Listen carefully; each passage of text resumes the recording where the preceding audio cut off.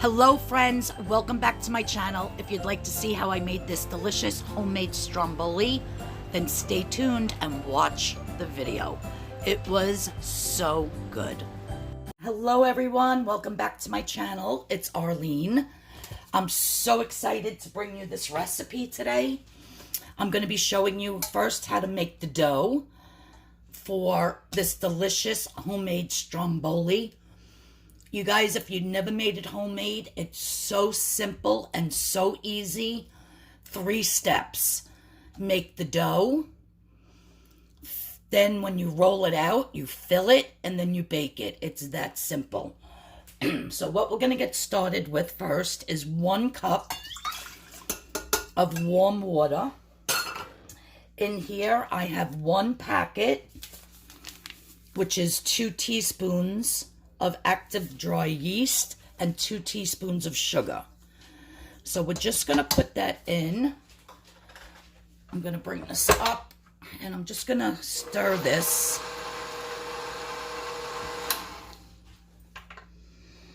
You just want that yeast to activate a little bit.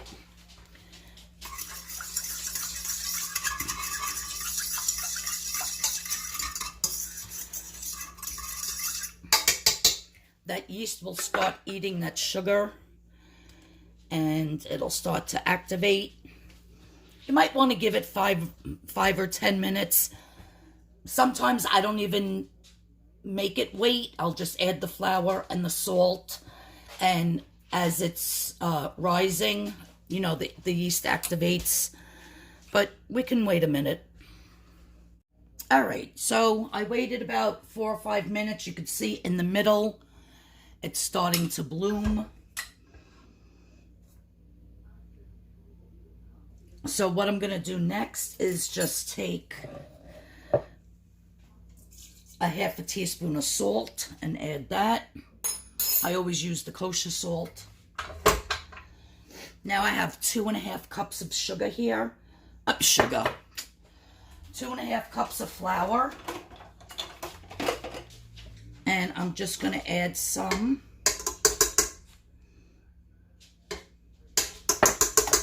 And we're going to start mixing this. If you have a KitchenAid stand mixer, I have it on number 4.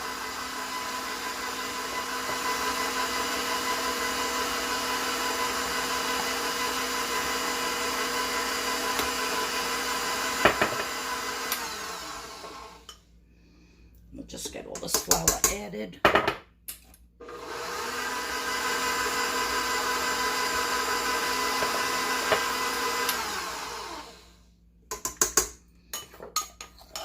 It's really very simple, you guys. If you don't have a stand mixer with the dough hook, you can always use a handheld mixer that has a dough hook on it, or you can just mix it yourself and then knead it, because it has to be kneaded. And this is what the dough hook does.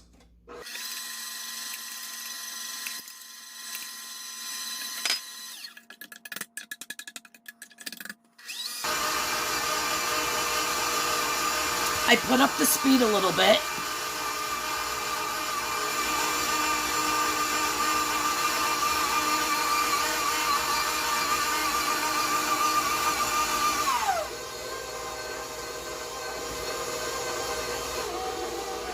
And if you could see while it's in slow motion, that dough hook is getting all that flour off the bottom and off the sides of the bowl. And right now it's just kneading that dough, and that's what you want. You don't want to over knead it, but you want it so that it comes into a ball.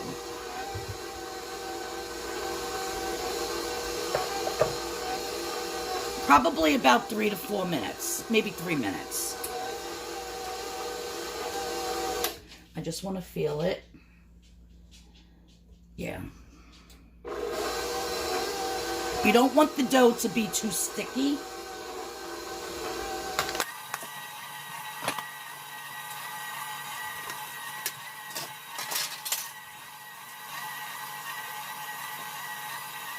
Okay, so I had it in the machine for like another, just like 2 minutes. Now I'm going to take some oil. If you have olive oil, vegetable, canola, whatever you want, I just put a drop.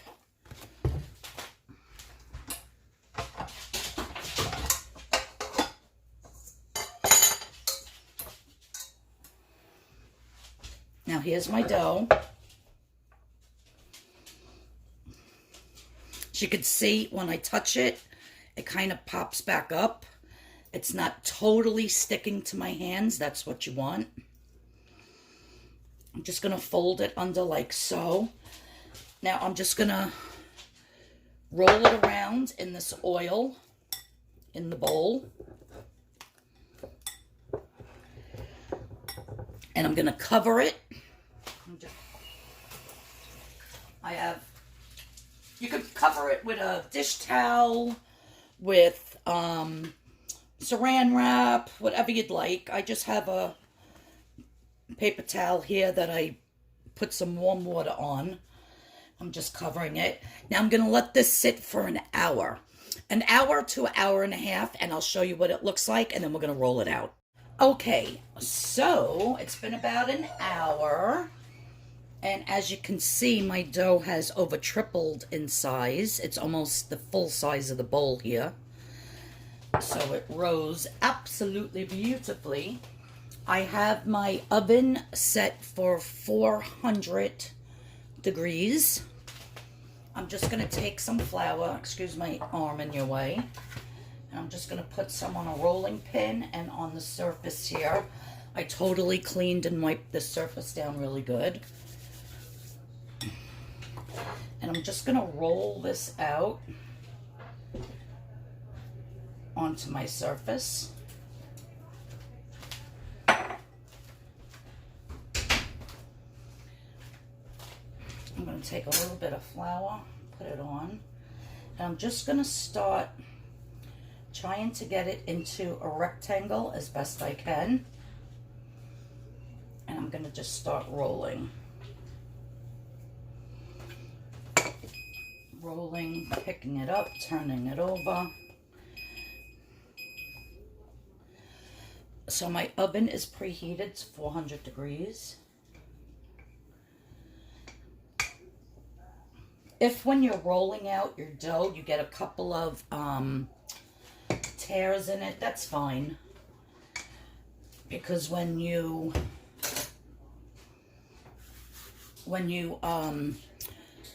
start to roll this up, like the holes will kind of fix themselves. And plus at the very end you have to vent it anyhow, so you're gonna have to cut.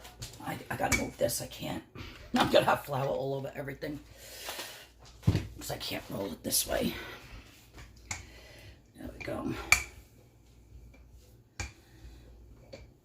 And you want to get it nice and thin.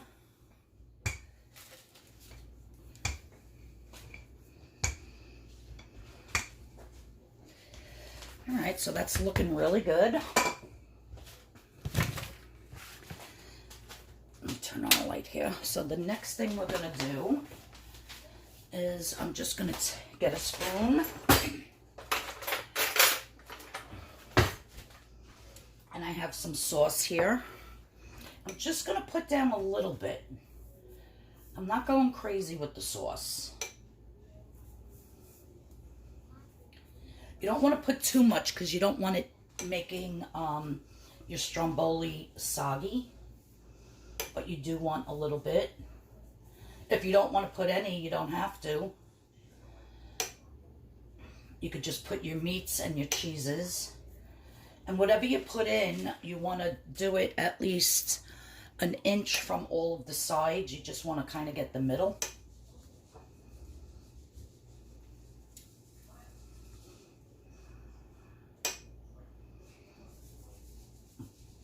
There we go. I think that's good.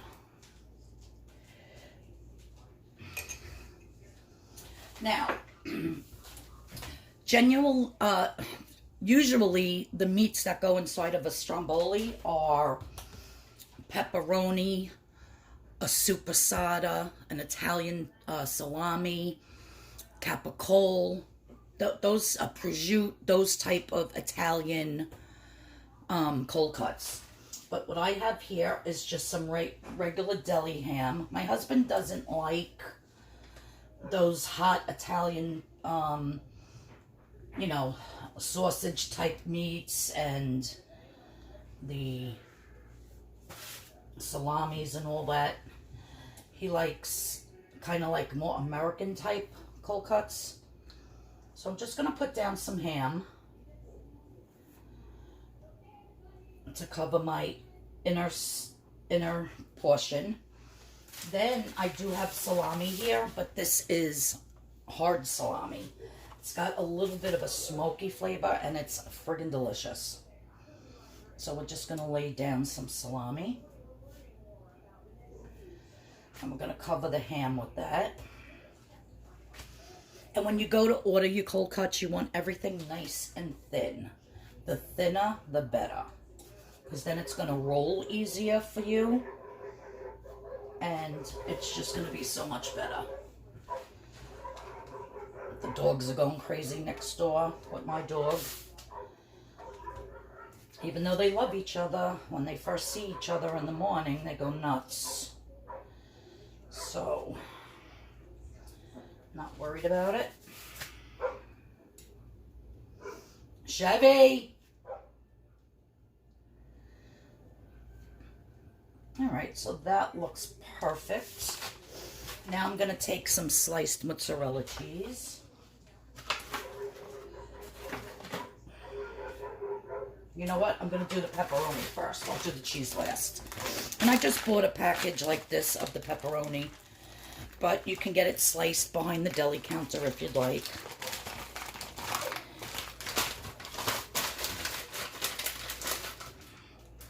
So we're just going to lay this down.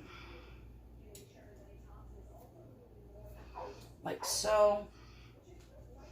And it's just a layering effect. And like I said, whatever cold cuts you want to put. If you wanted to do one with grilled chicken and mozzarella cheese and roasted red peppers, you could do a chicken and a broccoli and a cheese one. Put some nice sauteed broccoli inside.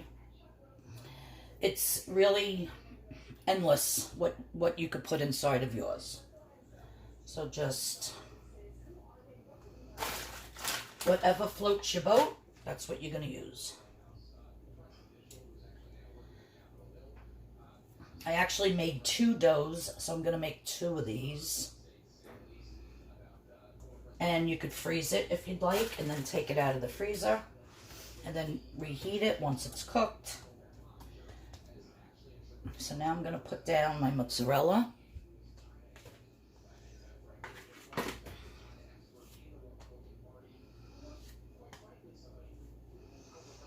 We want a lot of mozzarella. There you go. Let me just rinse my hands real quick. What I'm also going to do is I'm going to hit it with a little bit of black pepper and just some basil. You could do oregano if you want. You don't have to do anything if you don't want. If you have fresh basil leaves, that would be perfect in here. So now to roll it, I'm just going to start. I'm actually going to cut a little bit of this off. There's a little bit too much. I don't want the crust at the end being too doughy. So I'm just going to cut that off there. And let's just make like a perfect rectangle. You could use this dough and make some garlic knots. You don't have to waste it. You can freeze your dough if you want. Alright, so now we're just going to start lifting and rolling. Okay.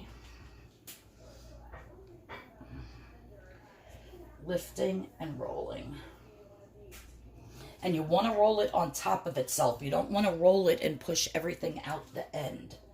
So you want to keep lifting it on itself and rolling. Lifting and rolling.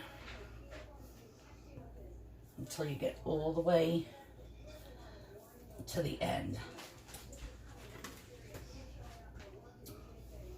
Then we're just going to pull it over onto itself, kind of pinch it.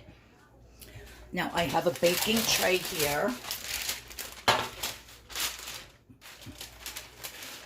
with some parchment paper. I'm going to put this seam side down. Okay. Now see how much dough is left over here? I'm just going to cut some of that off. Like I said, I don't want a lot of doughy extra. And I'm just going to kind of pinch it together. That might have a blowout at the end when it's cooking and have some stuff come out, but that's okay. Get that tucked under there.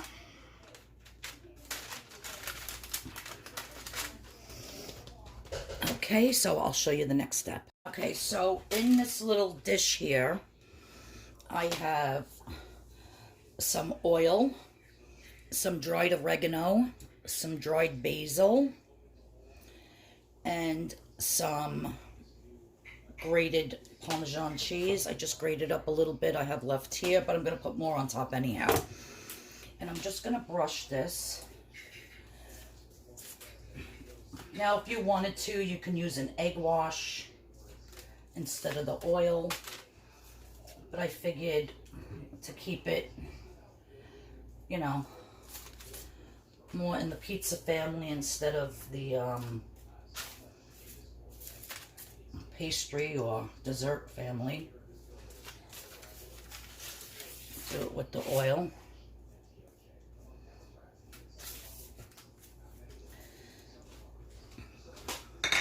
I also have some garlic powder in there.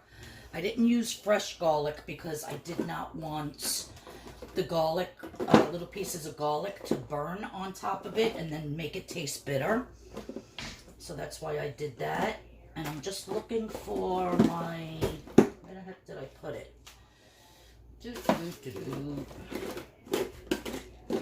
I have the everything but the bagel seasoning. Here we go. And this has poppy seeds, sesame seeds. If you just have sesame seeds, that would be great on here. This also has some kosher salt and some dried onion. You know, everything that would be on an everything bagel. And I'm just putting a tiny bit. You don't need much of this.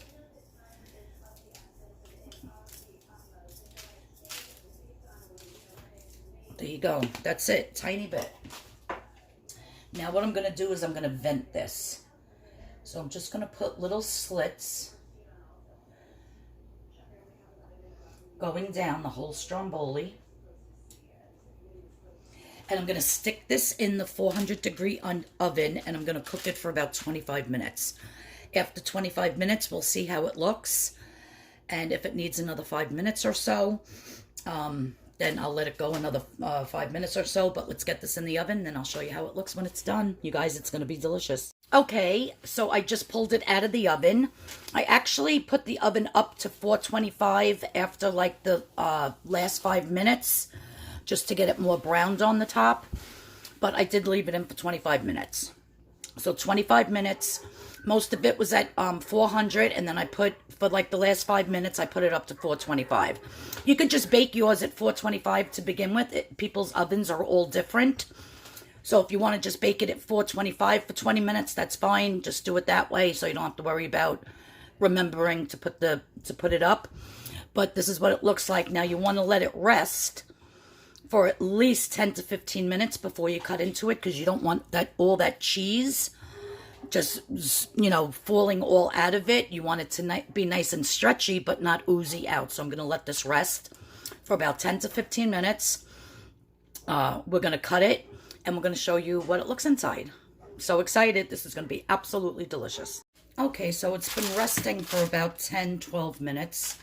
I'm just going to cut into it and see what we got here.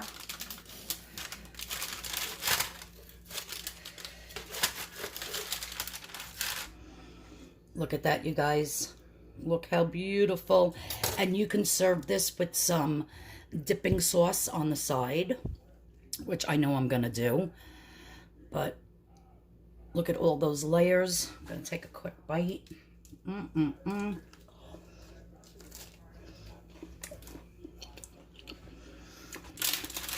Guys, it's so good.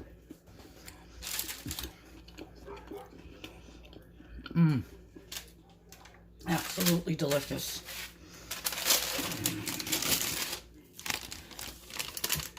Let's see if you can get that nice shot.